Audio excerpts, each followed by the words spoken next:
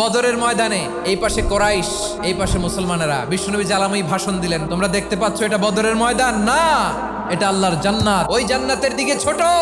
বিশ্বনবীর কথা শোনা মাত্র সাইয়েদনা উমাইর ইবনুল হুমাম বললেন বাখ বাখ, মানে চমৎকার।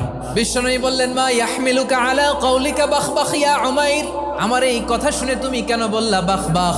ইয়া রাসূলুল্লাহ, আপনার এই কথা শুনে আমি বড্ড খুশি হয়েছি, আর আমি প্রত্যাশা করছি আমি যদি ওই জান্নাতের মালিক হতে পারি তাহলে কতই না ভালো হতো। সুবহানাল্লাহ বলেন। বিশ্বনবী বললেন উমাইর আনতা মিন আহলিহা, তুমি ওই জান্নাতের অধিবাসী, তুমি জান্নাতি। উমাইর চিন্তা করলেন আমি জান্নাতি, নবীর মুখ দিয়ে যখন বেরোইছে ওই জান্নাতে তো আমার ঢুকতেই হবে, কিন্তু হাতে 3টা খেজুর খেয়ে যদি জেহাদের ময়দানে যাই তাহলে জান্নাতে যেতে তো দেরি হয়ে যাবে।